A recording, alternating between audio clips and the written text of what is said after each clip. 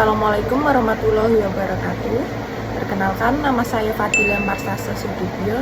NIM saya B131250158. Di sini saya akan mempresentasikan hasil dari makalah saya yang berjudul Kerukunan dan Toleransi Antar Umat Beragama dalam Membangun Jiwa Nasionalisme. Pertama-tama saya akan menjelaskan latar belakang. Nah, Indonesia merupakan bangsa yang memiliki banyak macam suku, budaya, bahasa, dan agama. Nah, keragaman ini sendiri menjadi identitas bangsa Indonesia yang perlu kita lestarikan.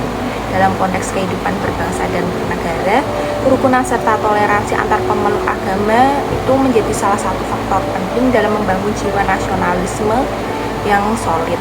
Nasionalisme tidak hanya dipahami sebagai cinta kita terhadap tanah air saja, tetapi juga sebagai semangat untuk berdampingan dalam perbedaan, salah satunya untuk mencapai tujuan bersama sebagai sebuah bangsa. Jadi bentuk cinta kita terhadap tanah air atau nasionalisme itu bisa kita tunjukkan lewat kegiatan sehari-hari, seperti berteman dengan semua orang tanpa memandang latar belakang suku, budaya, ras, bahasa, dan menghargai orang yang berbeda agama atau toleransi. Ngomong-ngomong soal toleransi, apa sih toleransi itu? Menurut Rosyad et al. 2022, sikap toleransi dalam agama adalah sikap saling menerima dan menghargai perbedaan keyakinan di masyarakat. Ia sendiri menekankan bahwa dalam masyarakat yang majemuk seperti Indonesia, toleransi itu merupakan syarat utama untuk menciptakan kehidupan yang damai dan harmonis. Tanpa toleransi, pasti keberagaman dapat menjadi sumber konflik dan perpecahan. Oleh sebab itu, membangun jiwa nasionalisme seharusnya dimulai dengan kesadaran mengenal pentingnya hidup rukun di tengah perbedaan. Next, ada rumusan masalah. Yang pertama, apa pengertian toleransi dalam perspektif sosial dan keagamaan. Yang kedua, menjelaskan apa saja faktor yang mendukung dan menghambat terciptanya kerukunan antar umat beragama di Indonesia. Yang ketiga, menyebutkan dalil Al-Quran yang menjelaskan kerukunan dan toleransi antar umat beragama. Next, ada tujuan dari penelitian, yaitu yang pertama, untuk mengetahui definisi toleransi dari segi etimologi dan terminologi, serta bagaimana konsep ini diterapkan dalam kehidupan sosial dan agama. Yang kedua, untuk mengidentifikasi faktor-faktor yang mendukung dan menghambat terciptanya kerukunan antar umat beragama di Indonesia. Yang ketiga, untuk mendukung pendapat bahwa hidup rukun dan saling menghormati bukan hanya sekedar nilai dalam masyarakat, melainkan juga perintah dari agama. Next, pembahasan pertama yaitu menjelaskan pengertian toleransi dalam perspektif sosial dan keagamaan. Menurut perspektif sosial sendiri, toleransi itu diartikan sebagai sikap menghormati dan menghargai keberagaman yang terdapat dalam masyarakat, termasuk perbedaan suku, budaya, bahasa, dan agama. Toleransi yang berperan sebagai landasan yang krusial untuk menciptakan kehidupan sosial yang damai dan harmonis, khususnya di negara-negara yang memiliki banyak budaya seperti Indonesia ini. Dan menurut Bukhari 2022, toleransi beragama mencakup sikap saling menghormati, memahami, dan menghargai perbedaan keyakinan agama di antar individu di tengah masyarakat yang beragam. Sikap ini berfungsi sebagai alat untuk menyatukan bangsa dan mencegah terjadinya konflik sosial. Kalau menurut perspektif keagamaan, dalam pandangan agama, terutama dalam Islam, toleransi itu adalah elemen dari ajaran yang berasal dari prinsip rahmatan lil alamin, yang menunjukkan bahwa Islam muncul sebagai berkah bagi seluruh ciptaan. Nah, toleransi ini bukan berarti menggabungkan keyakinan, melainkan menghargai hak setiap orang untuk mengikuti dan melaksanakan agama mereka sendiri. Dan menurut Suparlan tahun 2008, toleransi ini merupakan sikap saling menghormati tanpa membedakan suku, jenis kelamin, penampilan, budaya, agama, kemampuan, dan orientasi. Dengan kata lain, atau dari sudut pandang keagamaan pun, toleransi adalah cara menghormati martabat manusia sebagai makhluk ciptaan. Selanjutnya, pembahasan kedua yaitu menjelaskan faktor pendukung dan penghambat kerukunan antar umat beragama yang ada di Indonesia. Nah, untuk faktor pendukung yaitu yang pertama ada pendidikan multikultural dan karakter toleran, atau bisa diartikan sebagai mengembangkan karakter toleransi untuk mewujudkan keharmonisan antar individu yang mengajarkan nilai kebersamaan, empati, menghargai perbedaan dalam menciptakan generasi yang toleran. Nah, untuk yang kedua ada penguatan moderasi beragama. Moderasi beragama sendiri dapat dipahami sebagai perspektif, sikap, serta perilaku dalam beragama yang menjaga kehormatan kemanusiaan dan turut membangun kesejahteraan bersama melalui nilai-nilai yang saling mendukung dan empati.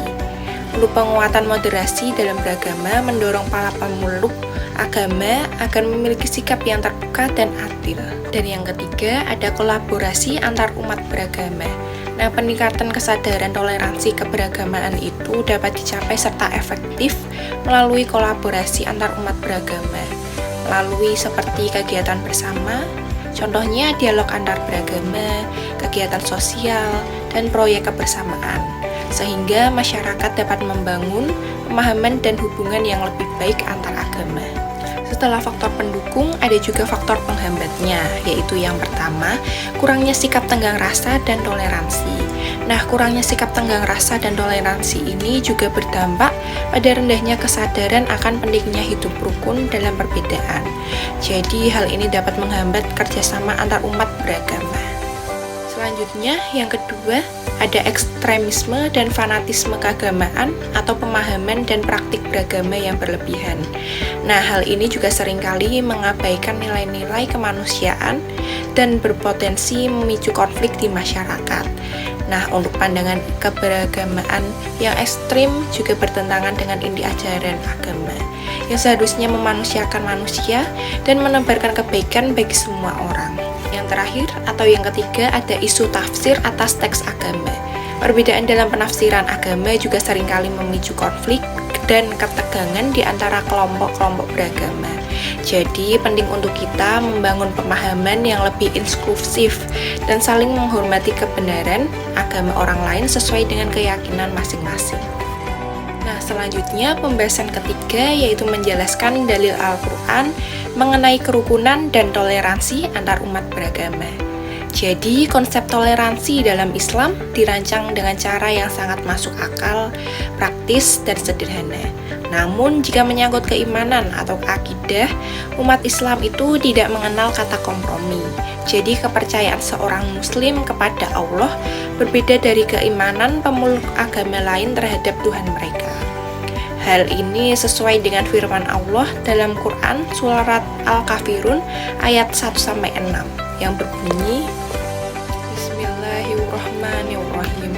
Qul ya ayyuhal kafirun la a'budu ma ta'budun wa la antum 'abiduna ma a'budu wa la ana 'abidum ma abattum wa la antum 'abiduna ma a'budu lakum dinukum waliyadin.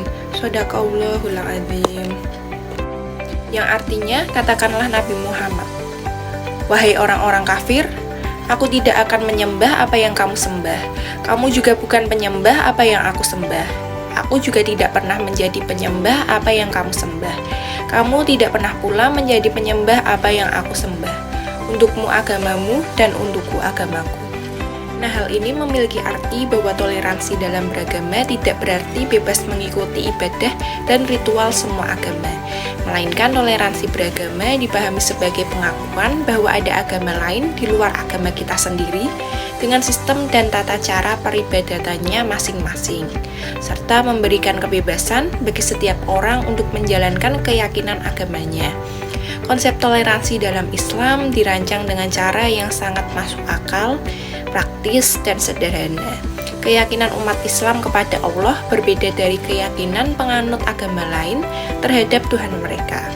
Begitu pula dengan tata cara ibadahnya. Bahkan Islam melarang pengikutnya untuk mencela Tuhan dalam agama manapun. Next, yang terakhir ada kesimpulan. Bab ini menjelaskan bahwa toleransi adalah nilai dasar dalam kehidupan sosial dan keberagaman. Dari sudut pandang sosial, toleransi sendiri berarti menghargai dan menghormati keberagaman budaya, suku, dan agama sebagai bagian dari masyarakat.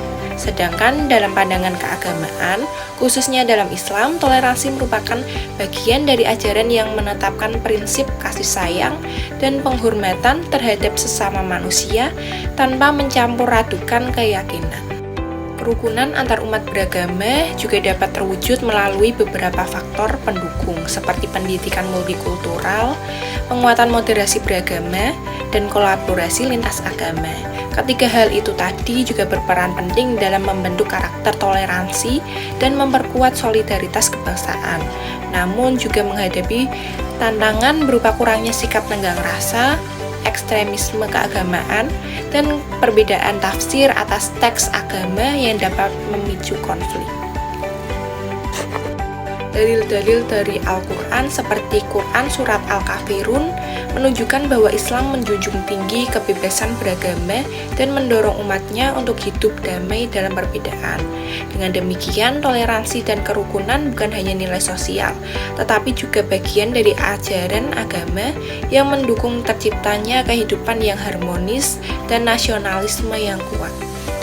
Berikut sumber jurnal atau sumber buku yang telah saya ambil untuk makalah tersebut. Sekian dari saya, apabila ada kurang saya mohon maaf. Terima kasih. Wassalamualaikum warahmatullahi wabarakatuh.